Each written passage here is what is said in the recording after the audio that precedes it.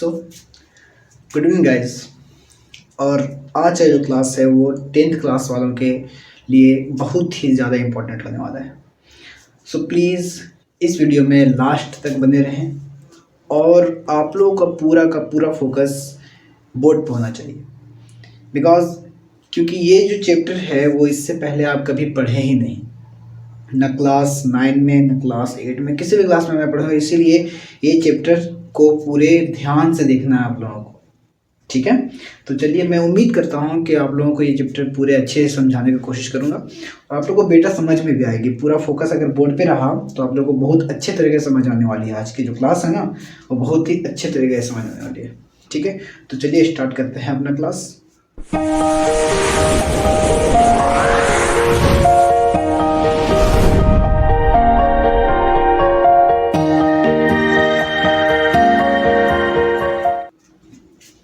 तो हमारा जो पहला क्वेश्चन है, ये एक्सरसाइज जो है वो 8.1 का है।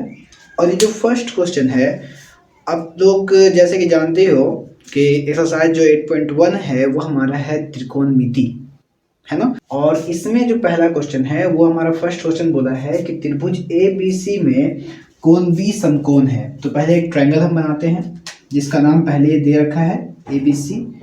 तो चलिए एक ट्रायंगल हम बनाते हैं ABC A, और यहाँ पे एक और नोटिफाई कर दिया है कि एंगल B जो है वो हमारा समकोण होना चाहिए। तो एंगल B हमारा समकोण हो गया। अब हमारा भुजा का मान दे रखा है AB 24 सेंटीमीटर,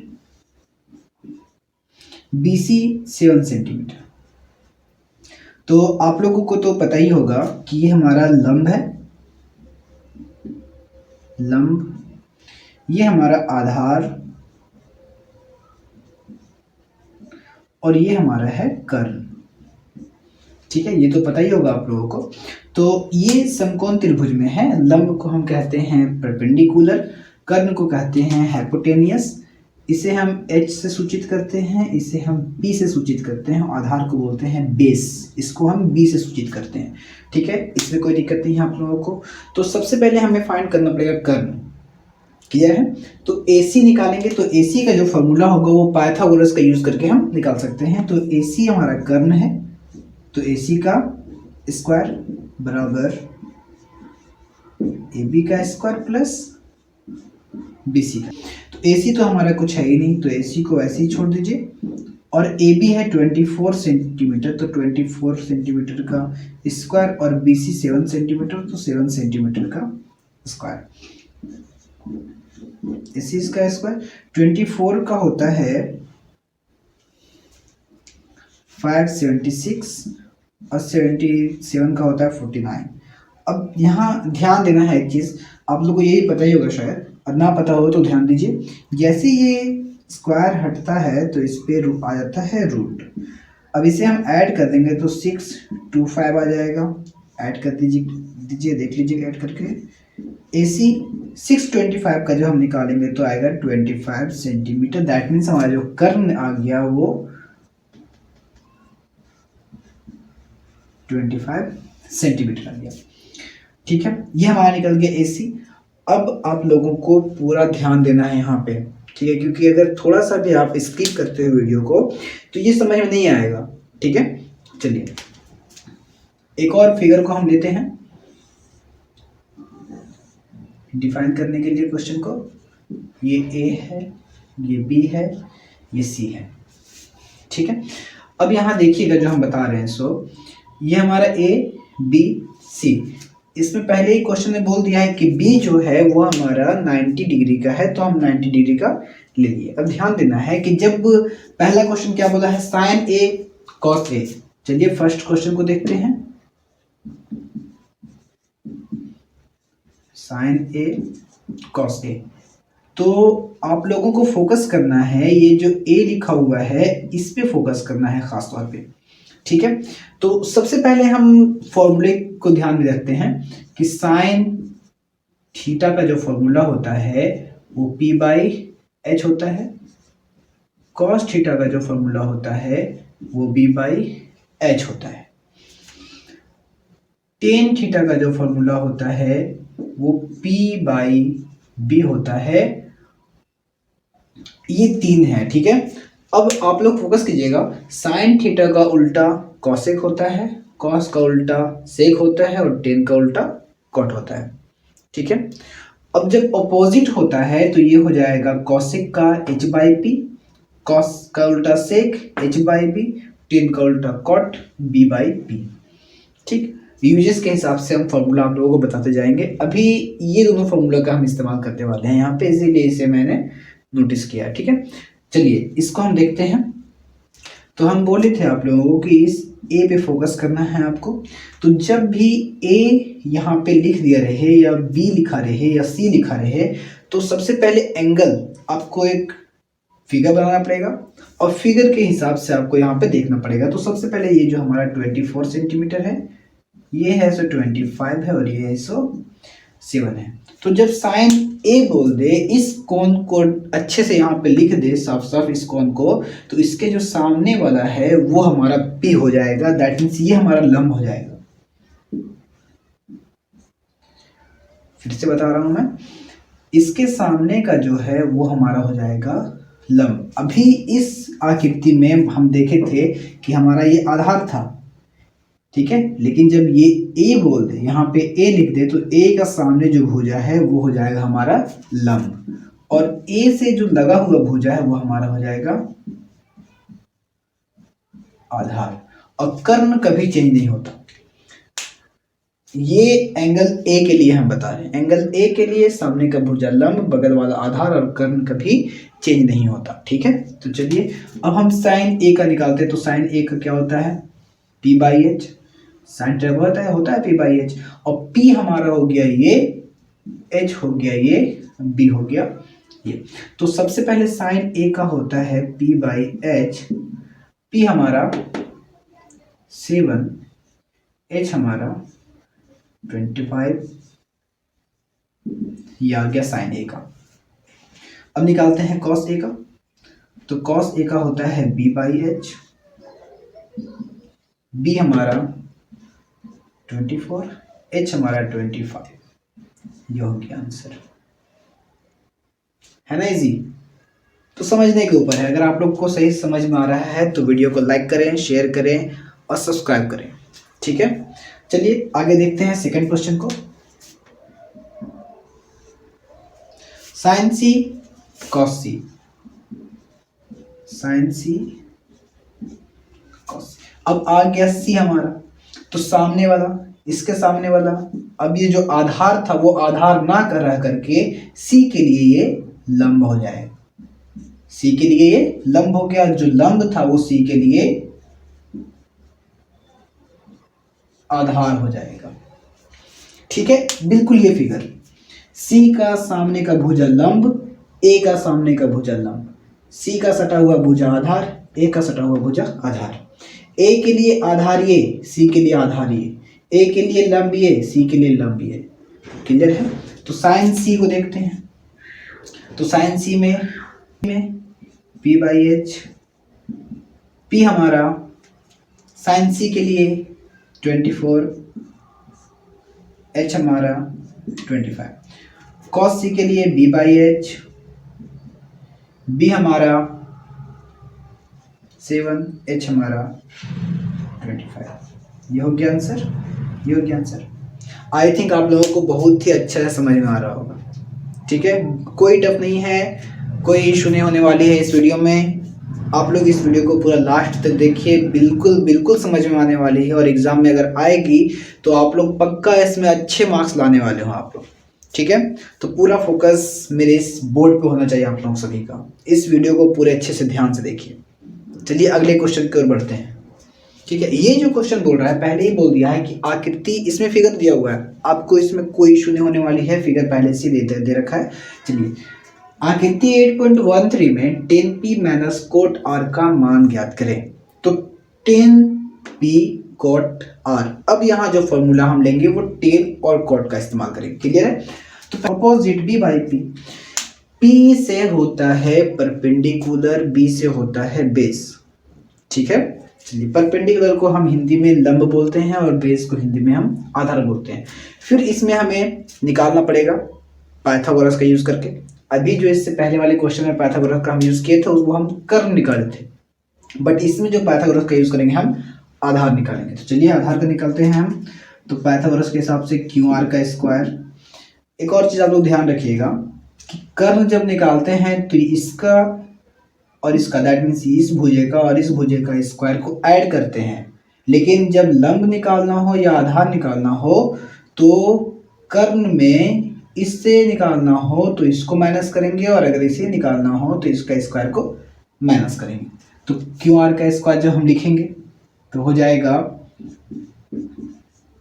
पी आर का स्क्वायर माइनस पी क्यू का square. P R that means 13 का square, P Q that means 12 का स्क्वायर।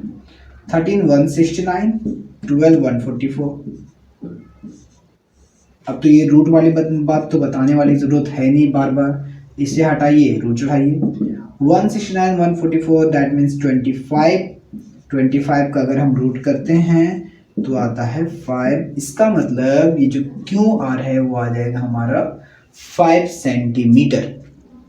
यहाँ तक कोई इशू नहीं आप लोगों को, हमें पता है आप लोग बहुत ही ध्यान से इस वीडियो को देख रहे हैं, कोई इशू होने वाली भी नहीं है। अब जो वैल्यू बोला 10p माइनस कोट आर, तो 10p, तो चलिए हम 10p निकालते हैं। तो 10p जब निकालेंगे तो हमारा p यहाँ पे, और हमें बताए थे इससे पहले में कि सामने वाला लंब होता है। तो 10p में p बाई b लंब बटे आधार, जब ये लंब या कर्ण कभी नहीं चेंज होता तो लंब 5 हो जाएगा,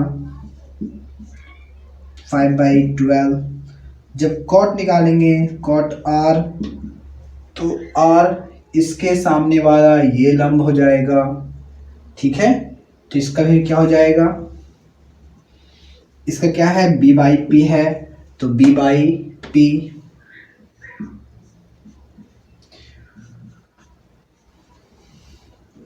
इसमें आपको थोड़ा दिक्कत होने वाला है, इसीलिए इस वीडियो को बैक करके फिर से देख लीजिएगा, ठीक है। अभी जो बताएं हम सब, चलिए हमारा 10p आ गया 5/12, कॉट r आ गया 5/12। अब हम इक्वेशन के अपने जो क्वेश्चन में दिया हुआ है उसके हिसाब से इसको माइनस कर देंगे। तो 10p माइनस